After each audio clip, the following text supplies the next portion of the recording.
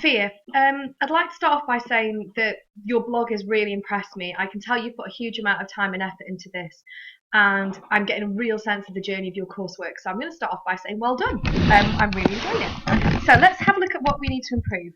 I'm really happy with all of these first posts. I think I'm one of the very few people in the class who has done posts on the cinematography, editing, sound, and mise-en-scène, really focusing on what you've learned and how you can take what you've learned and apply it to your own work. I think your use of Screencast-O-Matic is really strong as well, and I really urge you to carry on doing this.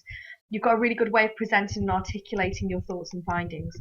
The only one that's a little bit weak is your editing, Prezi. What I would like to see on there is maybe a clip that you really like the editing. So thinking about something you've seen where the editing has been really effective and what you can learn from that. Again, I'm happy with your prelim task planning and all that information. What you do need to do is put a comment here about what you learned from Love's feedback about your prelim task. So you say she points out what we did well and what we could have improved on.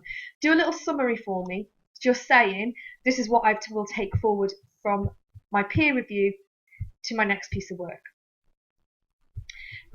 Your self-evaluation is really good. Again, I'm happy with that, as I am with your introduction to your next posts. These Stupeflix videos, I'm not too sure about. I think there's lots of text, and it's not really necessarily that fitting with the media rich element. So maybe have a think about presenting this in a different way. You also talk about social realism and chick flicks, and you talk about Bullet Boy and Mean Girls, but you don't exactly say how they target their audience. So what is it within Bullet Boy that really targets the audience? Is it the characters? Is it the plot? Is it the locations? Is it the themes? Same for chick flicks. I would go back and maybe rethink about this post. Really like this. I think that's a really nice collection of information. And your mood boards, you've explained well why they're inspirational to you. This is a really good video. You explain really well why you're focusing on social realism, but it's really big. I don't know if you need to rethink about how you've embedded that onto the blog. Nice information here about your target audience, and I like the profile. And the overall plot of the film, I like how you've talked about what's going to happen. And again, I like this Stupeflix video in the sense of enigma, but you might want to relook at it because some of the words are cut off.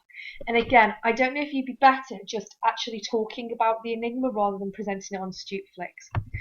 And all in all, this is coming together nicely. You've got some parts missing. I'd like more work on title sequences. So looking at the opening titles you looked at your inspirational film and looking at where the jobs are plotted. So which jobs appear in which order in the titles, where are they placed, what are the fonts like, what actors appear, etc., etc. And then looking at how you can transfer that to what you've learned ready to apply to your film opening. I'd like you to carry on blogging in this media rich way. As I said, I think it's really good. And keep on top of this. So keep posting 4 hours a week. And this really could be an A-grade blog, Sophia. At the moment, I'd say this is a 15 out of 20, which is one of the best grades in the class at this point. So well done. Please don't stop. Carry on with your media rich work. Carry on following the instructions and always linking back to your journey.